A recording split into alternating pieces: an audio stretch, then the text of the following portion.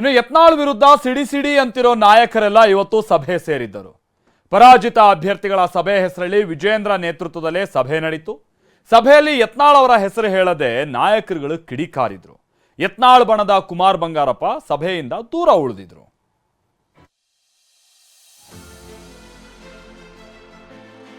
ಬಿಜೆಪಿಯಲ್ಲಿ ಬಣ ಕಿತ್ತಾಟ, ವಿಜೇಂದ್ರ ಪರ ಸೋತವರ ಬ್ಯಾಟಿಂಗ್.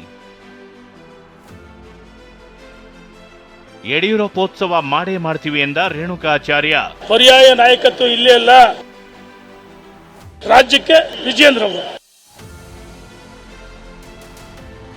ಬಿಜೆಪಿಯಲ್ಲೂ ಬಣ ಕಿಚ್ಚು ಬೂದಿ ಮುಚ್ಚಿದ ಕೆಂಡದಂತಿದೆ. ಎದುರಾಳಿಗೆ ಡೋಂಟ್ ಕೇರ್ ಎಂದಿರುವ ಬಿವೈ ವಿಜೇಂದ್ರ ಪಕ್ಷ ಸಂಘಟನೆಗೆ ಒತ್ತು ನೀಡಿದ್ದಾರೆ. ಬೆಂಗಳೂರಿನ ಖಾಸಗಿ ಹೋಟೆಲ್ನಲ್ಲಿ ಸಭೆ ನಡೆಸಿದ ಬಿವೈ ವಿಜೇಂದ್ರ ಸೋತವರ ವಿಶ್ವಾಸ ಗಳಿಸುವ ಪ್ರಯತ್ನ ಮಾಡಿದ್ದಾರೆ.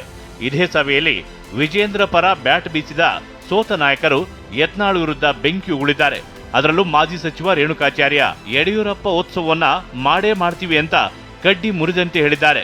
ಯಾವ ದೊಣ್ಣೆ ನಾಯಕನ ಅಪ್ಪಣೆಯೂ ಬೇಕಾಗಿಲ್ಲ, ನಾವೇ ಹಣ ಹಾಕ್ತೀವಿ ಎಂದಿದ್ದಾರೆ. ಪರ್ಯಾಯ ನಾಯಕತ್ವ ಇಲ್ಲ, ವಿಜೇಂದ್ರ ನೇತೃತ್ವದಲ್ಲೇ ಚುನಾವಣೆಗೆ ಹೋಗಬೇಕು ಅಂತ ಹೇಳೋ ಮೂಲಕ ಯತ್ನಾಳ್ ಬಣಕ್ಕೆ ಸಂದೇಶ ನೀಡಿದ್ದಾರೆ. ಪರ್ಯಾಯ ನಾಯಕತ್ವ ಇಲ್ಲೇ ಅಲ್ಲ, ರಾಷ್ಟ್ರಕ್ಕೆ ನಡ್ಡಾಜಿ ಅವರು, ರಾಜ್ಯಕ್ಕೆ ವಿಜೇಂದ್ರ ಅವರು. ಅವ್ರ ನೇತೃತ್ವ ಚುನಾವಣೆ ರಾಜ್ಯದ ಅಧ್ಯಕ್ಷ ಸುಪ್ರೀಂ ಅವ್ರ ಕೈಯನ್ನು ಬಲಪಡಿಸಿದ್ವಿ. ಯತ್ನಾಳ್ ಬಣದ ವಿರುದ್ಧ ಬಿಜೆಪಿ ಸಭೆಯಲ್ಲಿ ಪರೋಕ್ಷ ಕಿಡಿ.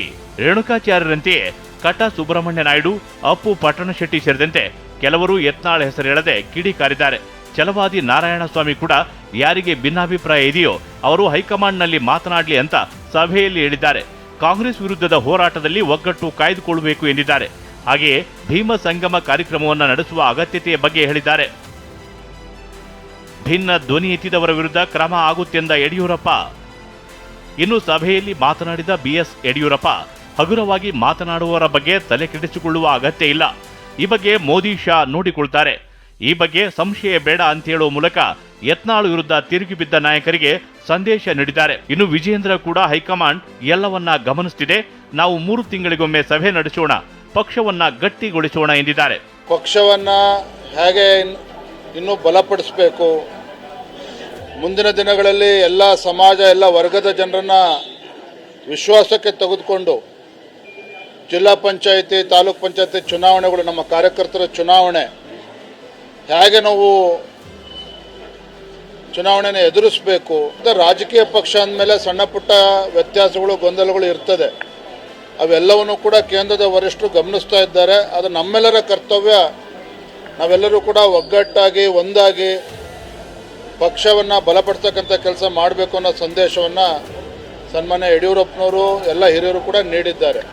ಮತ್ತೊಂದು ವಿಚಾರ ಅಂದ್ರೆ ಇದೇ ಸಭೆಗೆ ಶ್ರೀರಾಮುಲು, ಕುಮಾರ್ ಬಂಗಾರಪ್ಪ, ಸೋಮಶೇಖರ ರೆಡ್ಡಿ, ಮಾಧುಸ್ವಾಮಿ ಗೈರಾಗಿದ್ರು. ಕಿರಣ್ ಹನಿಯಡ್ಕ, TV9 ಬೆಂಗಳೂರು.